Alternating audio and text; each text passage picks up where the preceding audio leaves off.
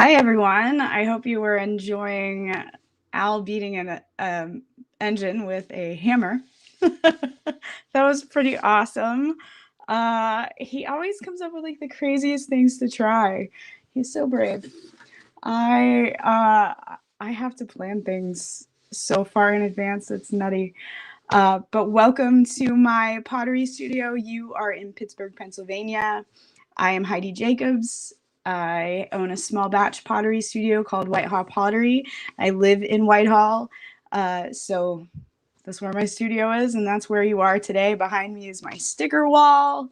I love to kind of coat everything in those stickers because it feels like all of my friends are here. But anyway, I wanted to share with you some updates on some of the pieces that we threw the last few times. First of all, I've got, let's see here. I've got the double-walled vessels. Now, as you can see, I didn't let it dry slow enough. So we got some cracking that ended up happening. So I need to make sure that this part is drying slower so it keeps up with everything else here. And then I just chose to dip it into this glaze, and it turned out pretty cool. I like how the glaze ended up looking like almost birch bark. It's got some purples in here, some creams, and then the dots, the dark dots, are actually the manganese in the clay body itself. So pretty cool. Also have this piece from that day. I just did some ferns cut into there. And this piece with some bear and trees. So it turned out pretty cool. The one thing that you have to think about when you're cutting your holes out is that you have to treat it like a stencil. So anything that you want to show detail, you have to kind of allow the lines to open up. So these are what we did, I think a month, 2 months ago. So I wanted to share that update. Today I am going to throw some plates. I figured we could start with looking at the process for that and how simple it is. The challenge with plates is that you have to make sure that they're drying flat, they're drying slowly, and then when you put them in the kiln, they also have to fire flat. Otherwise, you'll get some warping. So we'll look at plates today and possibly throw a platter by the end. But I hope that you guys are having an excellent day. You're enjoying everybody. I'm going to go ahead and change the view here. I don't have my lovely assistant Ben here today. He's working an incredibly long week of work and is unfortunately working today. So I'm going to go ahead and share my overhead view. And we're going to talk about some of these tools that I have here. The first of which is going to be the rubber rib. This one is pretty soft and pliable. This is going to be used for smoothing out and finishing the surface. These tools are potter's knives. I've got different variations in shapes and sizes. These help with pulling up the rim. They also help with smoothing the edges. There's a myriad of uses for these. I've also got this sculpting tool. I like to use the bottom of it to help me pull up the rim a little bit as well, so we'll experiment with that. I've also got this rib that has this little cutout here, which is nice for really getting your rounded edge on the rim. And last but not least, I've got my needle tool. I use this in case I get a wobble or I get some unevenness that I need to trim away, and some towels. So some examples of plates I have here. This little pie plate that Carver helped me with. These little feet here were impressions from one of his favorite dinosaur toys. So we made a dino plate. And I also did some trimming on the bottom of this to give it a foot. We won't have time to do that today, but I'll share a video later in the day, probably on my Instagram, that showcases how we trim plates. So we want to make sure that the thickness isn't too thick because you don't want a super heavy plate. You want more food on your plate to hold the weight than the plate itself. The other thing is that we want an even thickness consistency throughout the entire plate. And when we throw it, we want to give us enough material to take some away to create our foot. So our base will be a bit thicker when we throw it, but once we trim the foot away, it should be just as even on the base as it is on the rim. Obviously, depending on the type of plate you're throwing, your rim might kind of taper out, so it does get a little thinner towards the edge, but you want to be careful not to get too thin because it will get fragile. And as you've seen in many kitchens, your plates bump against each other.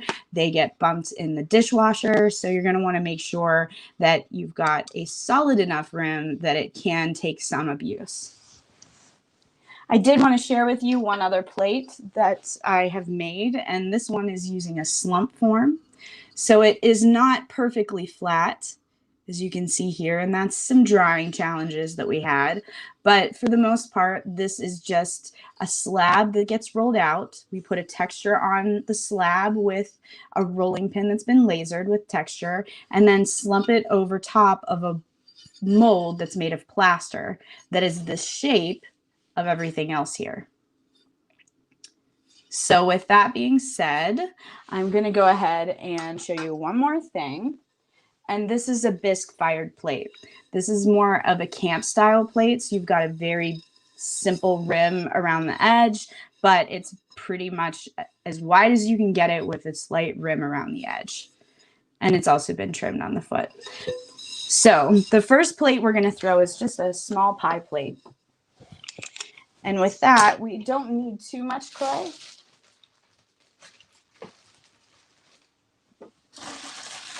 I've measured out 2 pounds here. I'm not going to need the whole 2 pounds, so I'm going to go ahead and just kind of roughly take some of that away.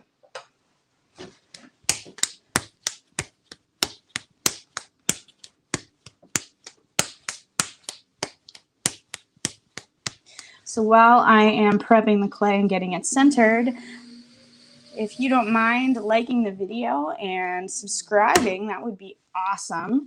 I am very low on my subscriber count. I don't do a whole lot of YouTube videos. I'm mostly active on Instagram. But in order for me to get some more of the YouTube tools, I do need the subscriber count to go up a bit. And those tools will help me to be able to present better during these live sessions. And hopefully gain a larger audience to share the craft with.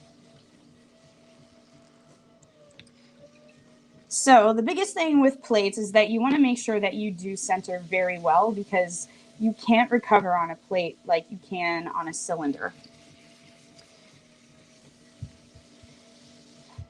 Now I've got my hockey puck here. And let me show you at this other angle so you can get a point of reference for how high that is. So this is only probably about a little under a pound of clay.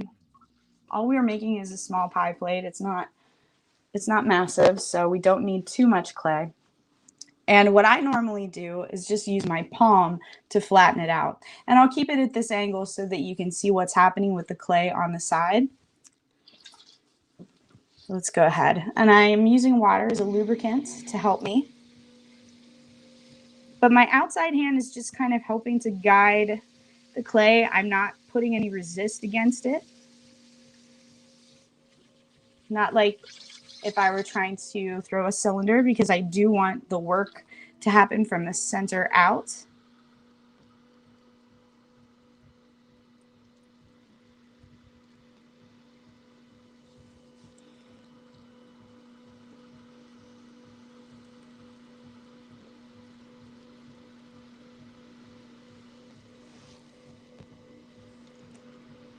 And there we go. We're getting a nice size plate. Let me go ahead and change the angle here so you see overhead now.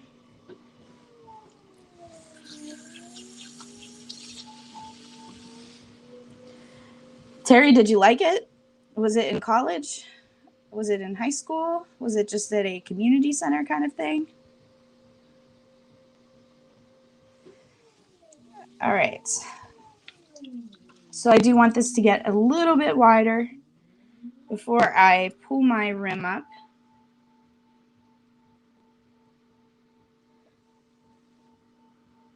But I am being very conscientious about not losing too much clay in order to be able to trim it later. And I'm going to take the straight edge of this tool to kind of help flatten the whole piece out so it's nice and even with itself.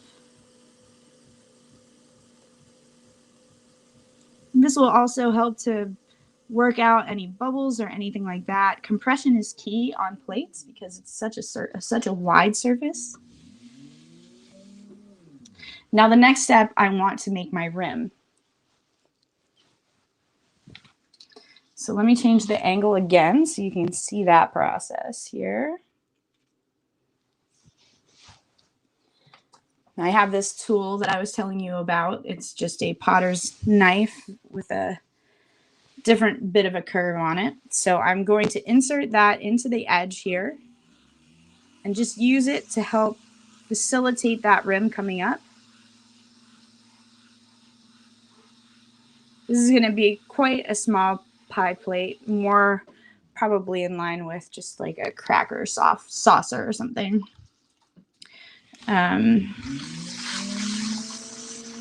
So now I'm just using my fingers to bring that rim up just a little bit more.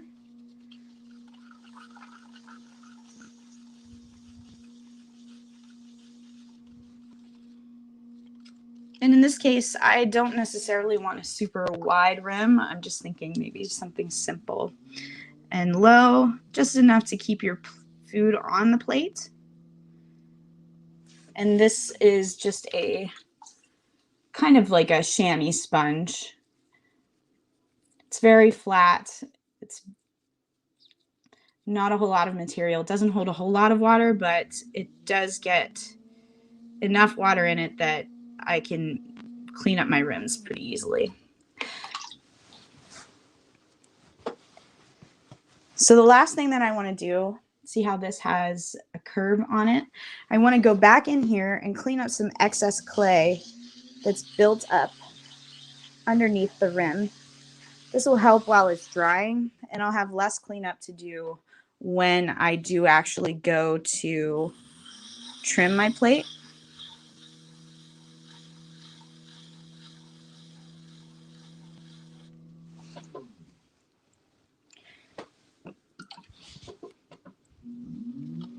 Now, the one thing that you have to think about also with plates is that gravity is going to do some work for you.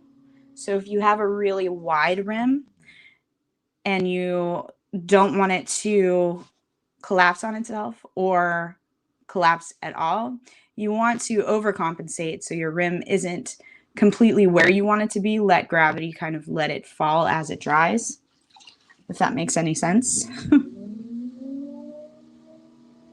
So I am expecting this to kind of fall a little bit. Now let's just clean up our bat and pop this puppy off.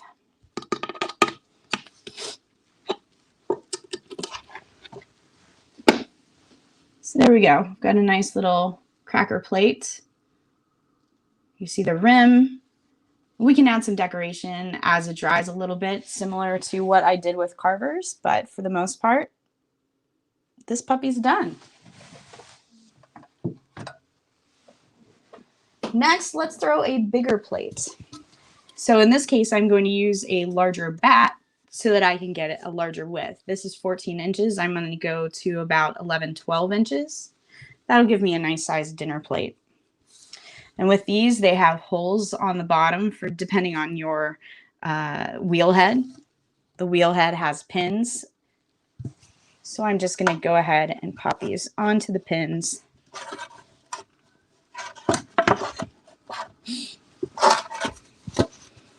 If I can. It's not exactly the easiest angle to do that. I have short arms. I am a short person. Oh, bother. Winnie the Pooh. Okay, So there we go. That's all ready. I do add a little bit of water just so that I have some wetness there, so that when I do put my clay on the wheel, it has something to stick to. So I've got about 3 pounds of clay here. Usually with dinner plates, you want maybe 3 or 4 pounds. As clay dries, it does lose water, so you're going to lose weight. But you want enough material to work with. So the plate itself, when it's dry and fired and everything, is not going to weigh 3 pounds. In case you were wondering.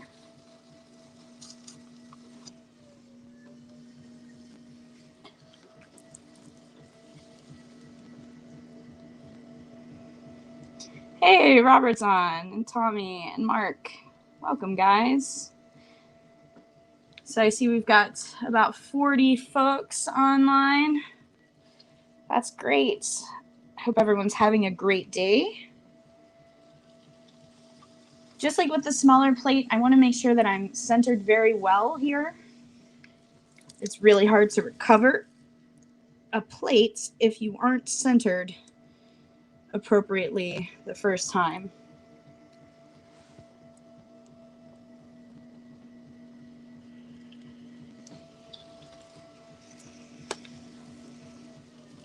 The other thing that centering does is help to get the clay all the same consistency. And the better you center and the better you do this process, the more successful your plate is going to be at the end through all of the steps. Just like when I threw the smaller plate, I'm just going to work the clay out from the center with my hands. This hand is just acting as a guide, but I want to make sure that it stays lubricated with some water. And I'm just using the sponge as a tool to help me move the clay. That way I don't get giant finger marks that I have to adjust. Oh, the plate's weight is probably half a pound, if not less. And most of that's going to be the glaze because it's glass. The clay itself gets very, very light. Good question, Dan.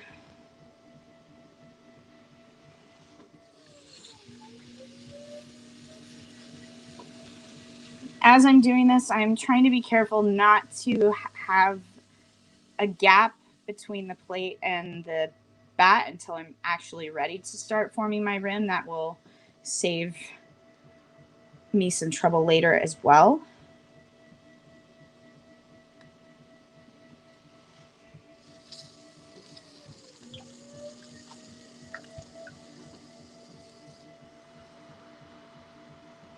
It's not as fun to watch somebody throw a plate as it is to throw a large bowl or a tall vessel. But it is good to see how it's done so that you can appreciate the process.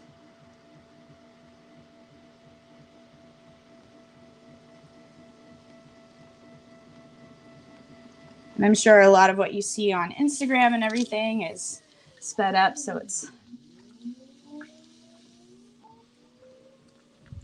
not real time.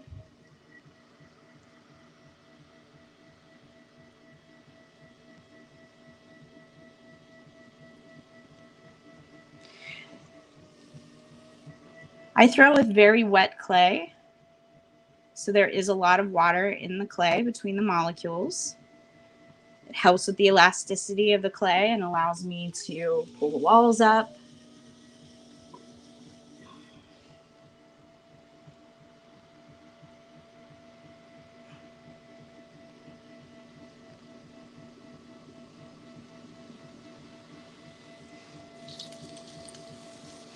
And if you think about it, water does tends away a good bit, comparatively speaking, to dirt. Because that's what you end up with, just a big dry piece of dirt. Don't throw your sponge. Thanks, Darren.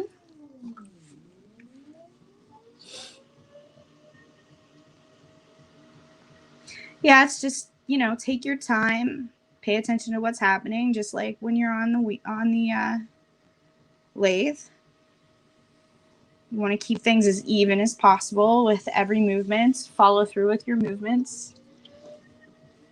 Don't stop in between, or you're going to end up with chatter or inconsistencies.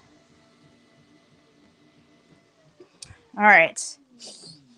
So now you'll notice that my straight edge is a little too small to make it all the way. So I'm going to use my large potter's knife. It has a straight edge. And unfortunately, my wheel head reaches the pan. So I'm just kind of only on one side, compressing the whole thing.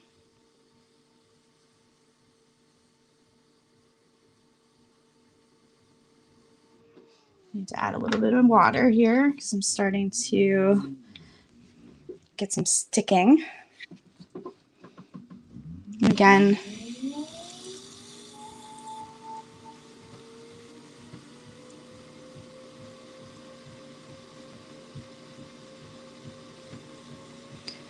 I'm using even force on the entire thing. There we go.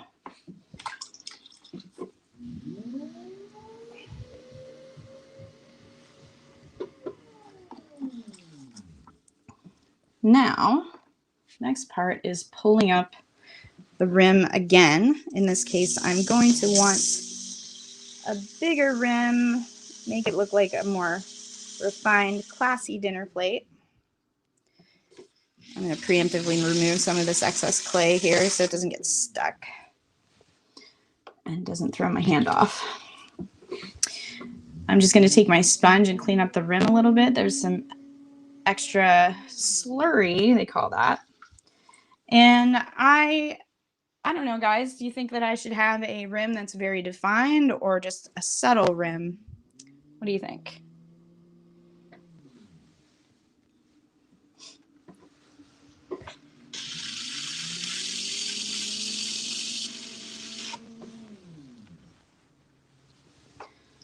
I think let's go ahead and make it obvious that there's a rim. Subtle is classy. All right, we'll go for there. Subtle rim. So in this case, we don't want to really notice that the rim is even happening. We just kind of want to glide it up. So the thing that's important here is that we aren't just shoving our tool in. Here, I'll show you. And making it super radical. So in this case, you really can see it. We can also, if we wanted to really see that rim, we can use a tool to define the edge of it.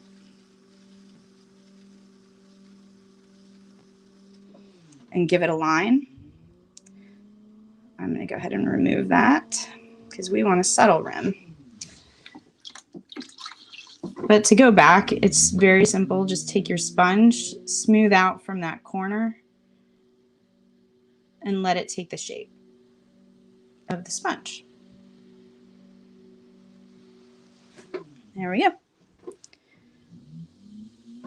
So again, I'm going to take my chamois type sponge. This thinner is made by Mud Tools, and just go around my rim like that, just to get a nice clean edge. And while we're at it, why don't we go ahead and add a swirl.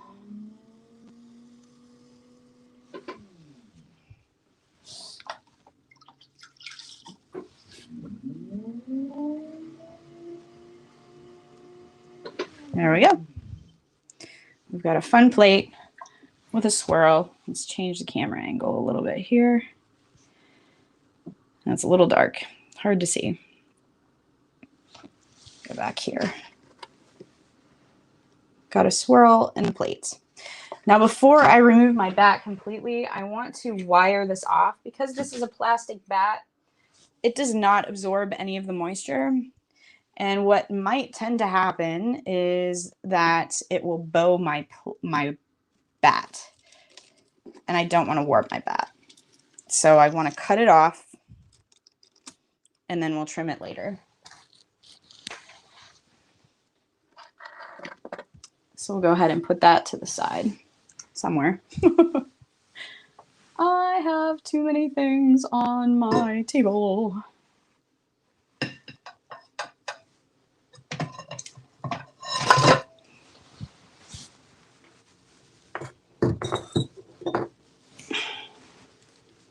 Boop.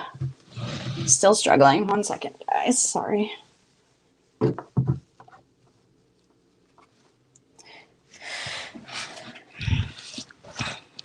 Okay, let's go back to me. And back to me. Hi.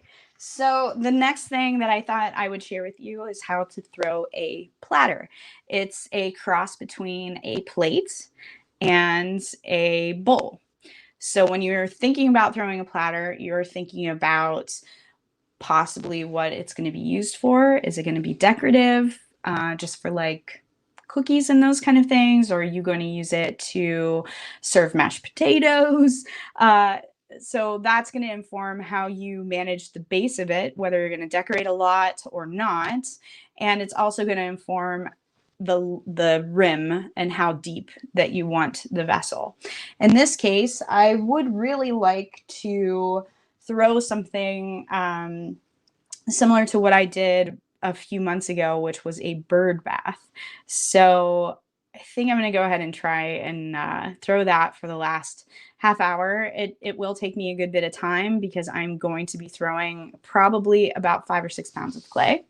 So centering is going to take a minute. So while I'm doing that, if you want to ask questions or anything, I'll pay attention to the chat as well. All right. So let's see here. Let's go back to my wheel head. And I need a pretty large bat. This one needs some cleaning because I threw a piece on it yesterday and I didn't take care of my tools.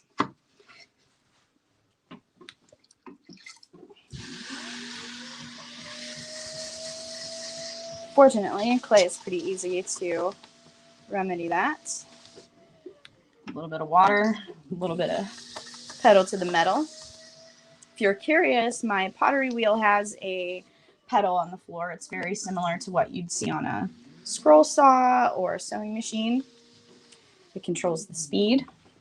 And if I turn the plug upside down, it will change the orientation of the spin. So, you know, Dan, you could actually use it. Dan under Dan. All right. So I've got some balls of clay here that are 2 pounds, and I've got balls of clay here that are 3 pounds. If I can get them. There we go. So let's just smack them together.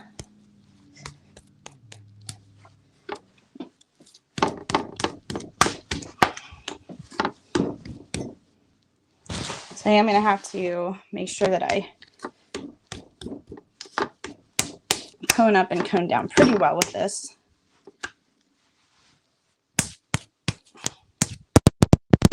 I'm going to take the time to wedge.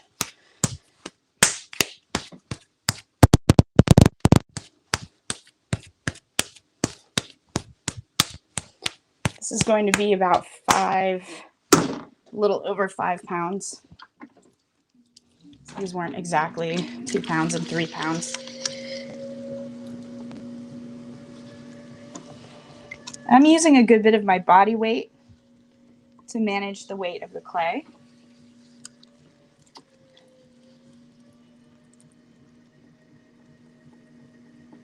My elbows are into my legs to give me some leverage.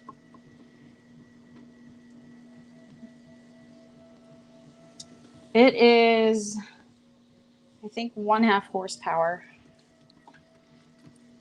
if I remember correctly. Hi, Jordan.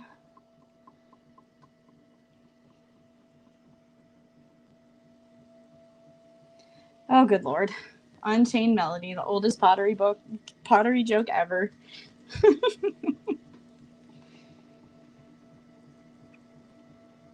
I should just get a cutout of Patrick Swayze and put it behind me.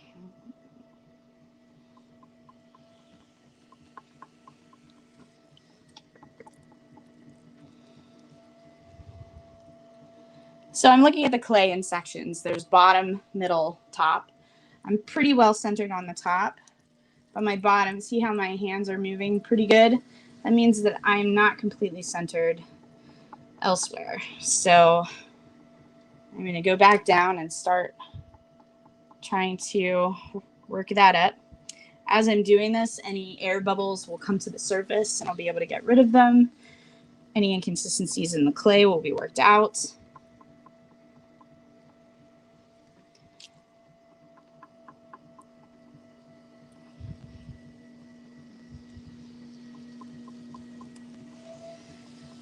And you just got to take your time with this. If there's no rush, it's actually pretty meditative. Unless you're trying to do a live and you've only got so much time to do it in.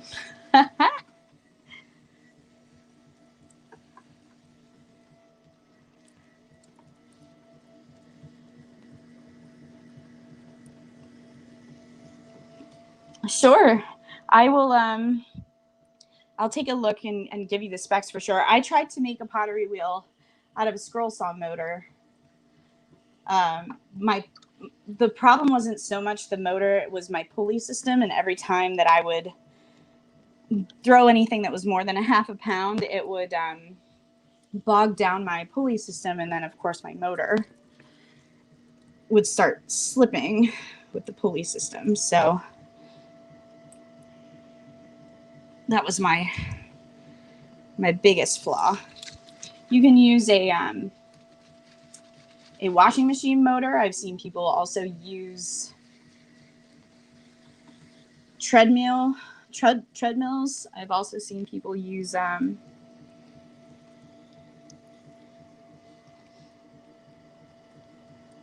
what else?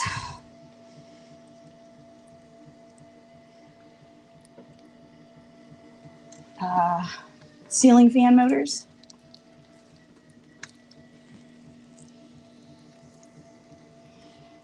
All right. So throwing one of these is a bit of a hybrid between throwing a plate and throwing a bowl. Because we do want somewhat larger walls, we want to give ourselves enough material on the sides to do that and plan it out.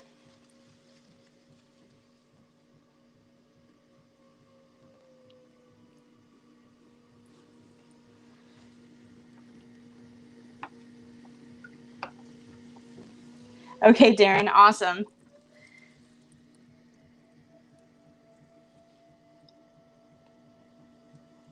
So what I'm going to do is probably make this about half the height it is right now before I start compressing in the center.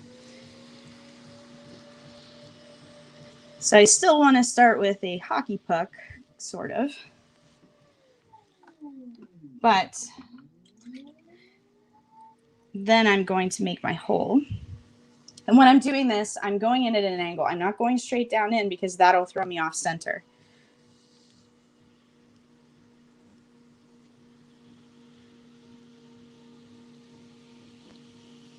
And I'm also very conscientious about what's happening when I get my hands all the way down into the bottom. I don't want to get to the bat. I want to leave myself enough material again so that I can trim a nice foot on this. Because part of the nice thing about these platters is the overall presentation of the piece itself.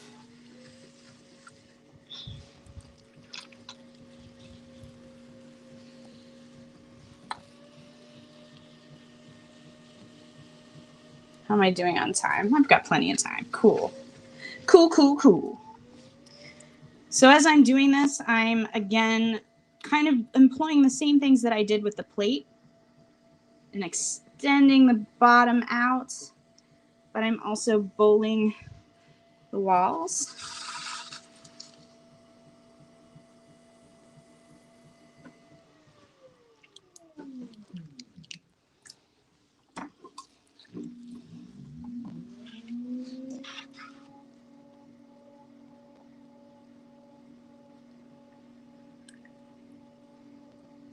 And with a platter, we do want a defined difference between what is the plate and what is the rim.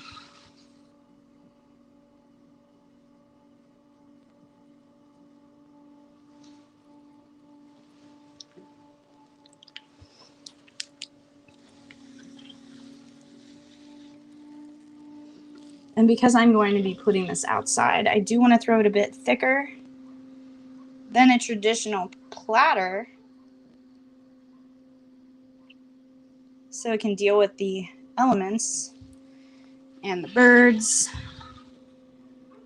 Although right now there's some kind of disease happening in our area that they can't figure out with our songbirds, so they've asked us not to have bird baths. They're not sure how it's being spread.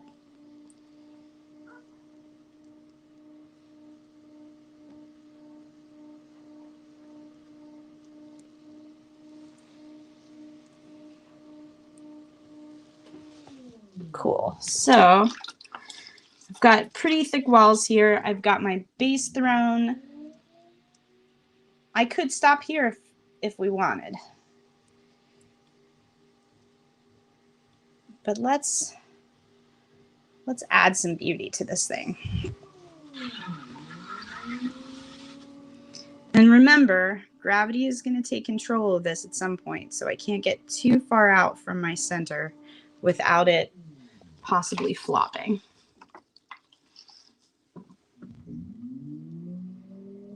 Yeah, it's so sad. How to make it frost proof? You can't really. The biggest thing is that you want a clay that has some durability to it when it comes to temperature changes. So what I would recommend is making sure that you are firing to full vitrification, which means that if water does end up sitting in it and freezing, it's not freezing inside the piece. There's nowhere for the water to be absorbed into. So that's the biggest thing. The other thing is making sure that you glaze the whole thing. Glaze does a lot to seal the clay.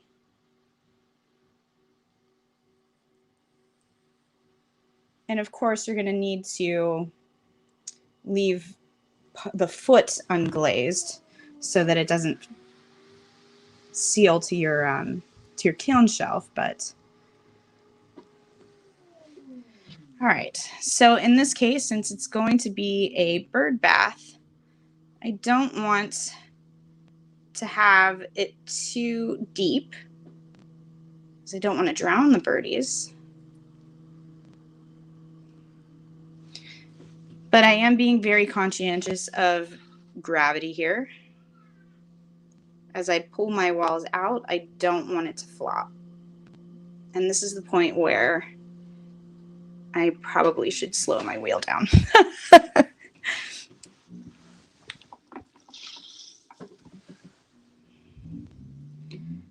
All right, so like I said, I threw this a bit thicker than you would a traditional platter that you would throw,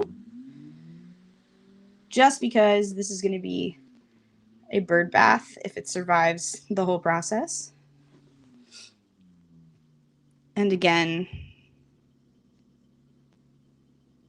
I want it to have a pretty shallow depth versus maybe something that would be serving soup or salad or mashed potatoes. I'm really hungry for some mashed potatoes, guys. Can you tell? Can you tell? All right. All I'm doing with the sponge right now is making a mess. So let's move on to just really cleaning up the base of this. What's nice about this rib is that it also has a nice rim there. So if I need to, I can flatten out this way or lengthwise.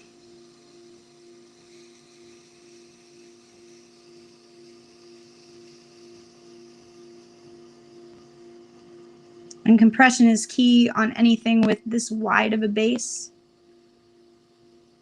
If you've ever heard of the term S-crack, this is what we're trying to prevent.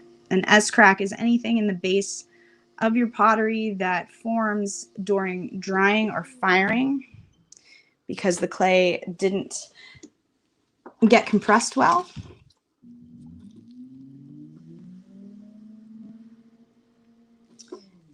It's a pot killer. All right. So we've got our really nice platter. So the other thing that I want to do before I take this off the bat is go in here with my big potter's knife and just kind of pre-trim some of that base. Get rid of some of that excess clay. Just makes it easier for the drying process. And I'm going to let this, before I cut the base off, before I cut this off of the base, I want to let this set up a little bit. These rims, if I bump them, I don't want to disturb them. So if they set up a little bit, I can take the wire to the bottom and not disturb them too much. But there you go. Got a nice big platter. And I'll be throwing more pieces that are this size and larger as I go along because I got a new kiln that is much bigger. Shoot. All right, there we go. There you have it. Nice big platter for a bird bath.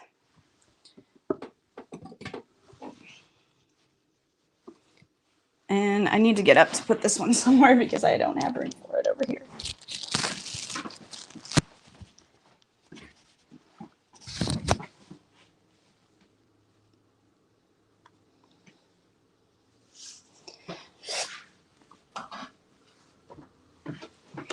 Woo.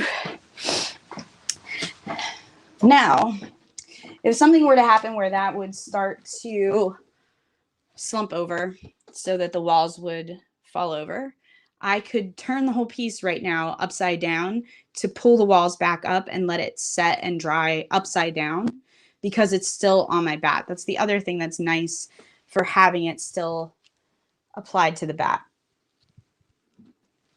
All right.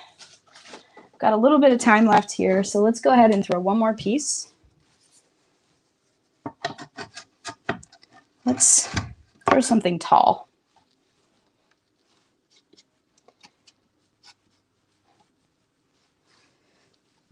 Yes, mashed potatoes are the best. I love them very much, and I don't make them very often because I'm a lazy person in the kitchen.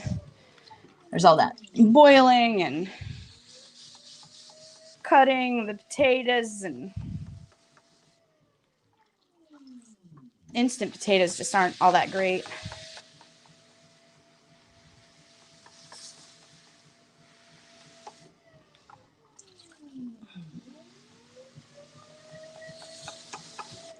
Okay, so let's see, what do I have here? I still have some 3-pound balls here, so let's do that. We've got 15 minutes left here. Go ahead and throw one more piece. I thought that platter would take a good bit longer. Ooh.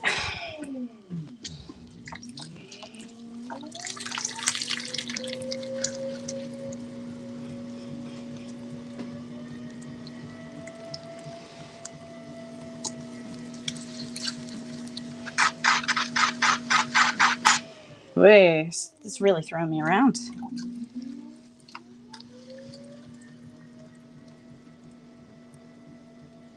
I have a feeling this one may not cooperate with us, folks. They require them. I'm sure my mom felt that way too when I was a kid. Like, it's Sunday. Where's our roasted chicken and mashed potatoes, Mom? Because I liked to put my corn and my gravy and my mashed potatoes all together, where you make a volcano out of your mashed potatoes and then you put everything inside of it. Oh, Sunday dinners.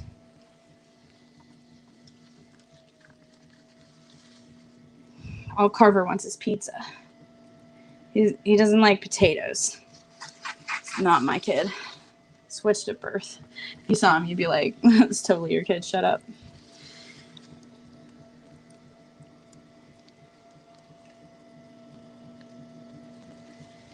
I feel like I'm gonna start huffing and puffing in the mic. Sorry. Whew. This one's giving me a run for the money. I have a feeling that the outer portion of the clay was drier than the inner.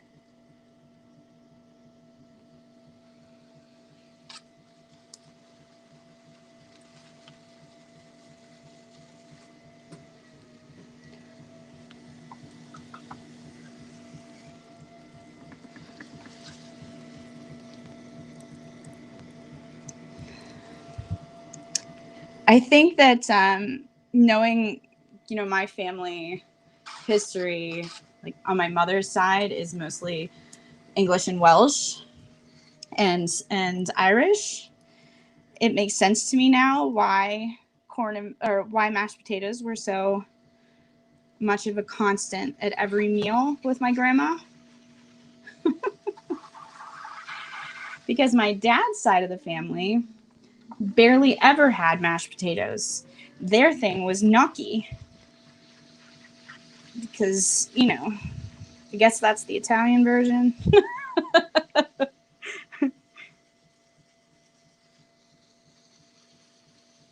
Or the Polish. All right. So that was nice and took forever.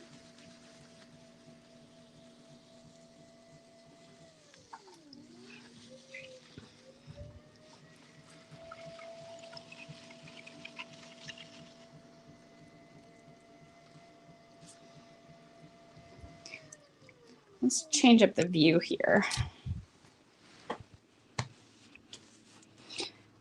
My friend Scylla made me this apron, and I'm getting it so messy. So messy today. Guess that's the point of an apron. Let's change the view. Let's go overhead.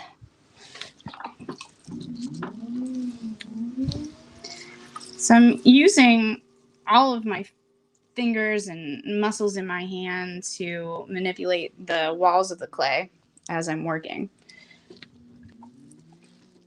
But you'll notice that I'm still using my body to help kind of brace my elbows and keep my hands steady. Personally, I have very shaky hands. Been like that since high school, which makes it hard to do any detail work. But all I'm doing here is I'm pulling up the walls. I'm putting more pressure inside than I am outside. Outside is just kind of guiding it up.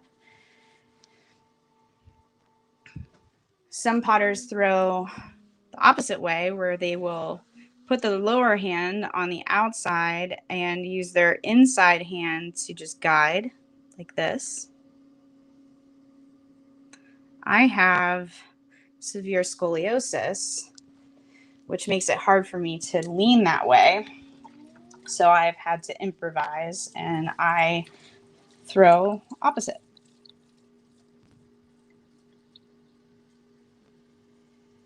I can throw the other way, just not for very long. I get very fatigued by it. All right, so let's start bringing this rim in a little bit.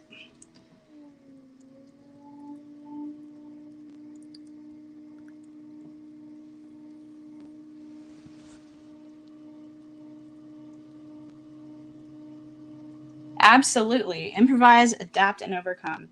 Unfortunately, back in the day, if you could not throw the way that your pottery teacher or master would expect you to, you would flunk out of being a potter's apprentice.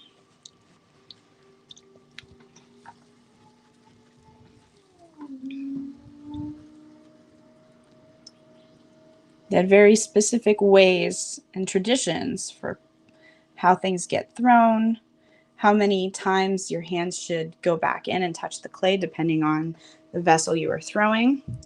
So some things they would expect you to be able to throw within a couple of pulls, have your vessel formed. And that meant having to throw everything consistently with how your master would throw. But we live in a new day.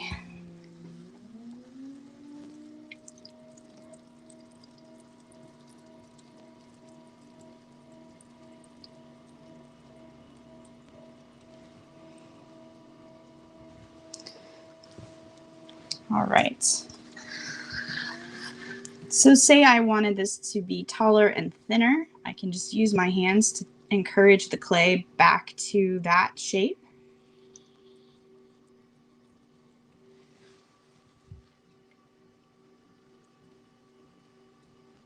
I'm thinking I want this to be a pitcher.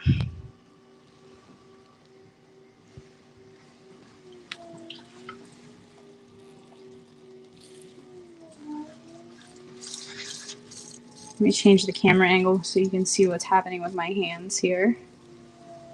Boop.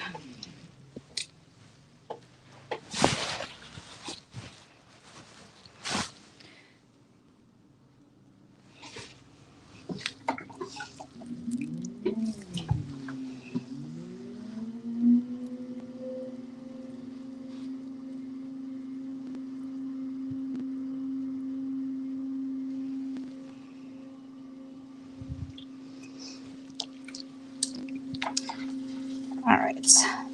So my walls are getting pretty thin for a pitcher, so I think I'm about done with my height. And I'm just going to start manipulating the shape a bit with some of my tools.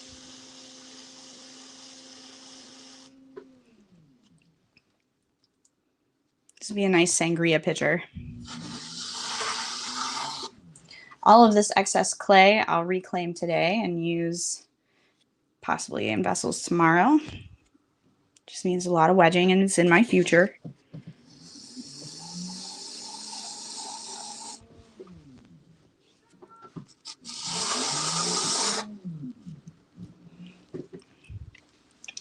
All right. So I'm just going to use this tool to get rid of some of the slurry that's on the side and help encourage my shape that I want.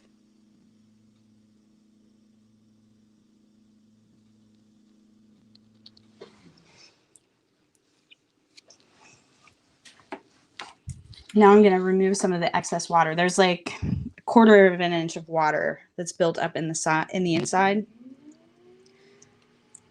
While I'm in there with the sponge, I'm also compressing the floor of the piece. Again, with a pitcher and anything, you want to make sure that you are compressing very well so that you don't end up with cracking. Now let's think about how the spout should be. Let's bring this in a bit more.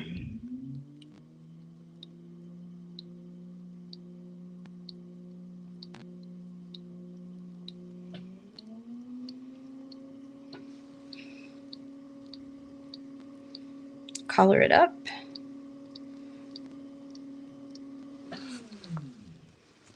All right, for a spout, I think you've seen me do this before. But what I want to do is, and this is going to look, for this clay, it needs to be probably about 1/8 of an inch thick. Otherwise, it starts to not hold its shape. This has a heavy amount of grog in it. Porcelain you can get bone thin with bone china. But I'm just taking my fingers, so my knuckles like this, and putting them up against the rim, and then using this finger to shape the spout.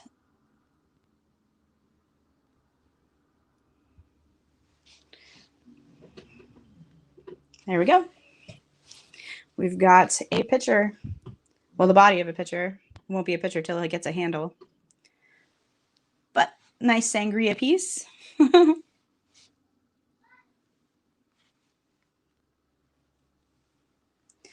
Yes, I love me some hash browns in the morning. I love that our conversation has led to potato talk.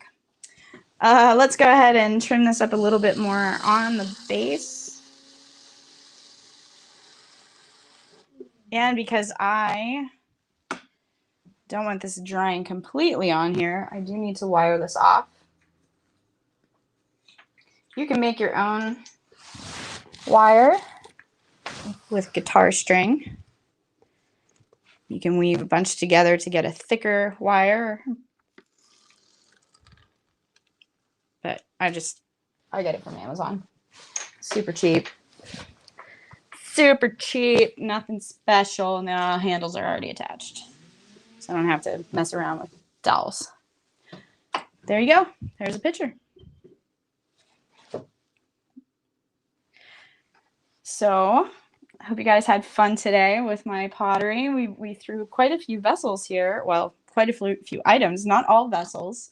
We've got a big platter, a large serving plate, a dessert or cookie plate, and this massive, well, not so, I can't get it off. Okay, we're just gonna wait for a little bit. I've got this. Boop. So it's not so big, but it's, you know, pretty big for something that came out of a 3-pound ball of clay, in my opinion. This will sit on the shelf for about a week and a half to get it completely dried out. And then it will get put into the kiln to get bisque fired. It'll turn out pink like this plate. Once it is bisque fired, then it gets a nice bit of glaze applied to it. And then it gets a glaze firing. And the glaze firing goes up to over 2,000 degrees, depending on your glaze. In this case, it's going to go up to 2,230 or something crazy. But my new kiln, it's on Wi-Fi, so I can check it anywhere I am in the house. And it's a huge kiln. But before you go, please make sure to like and subscribe. It'd be awesome. I really appreciate it. And head on over to the next participant. Hope you have a great day, and I'll check you later. Bye.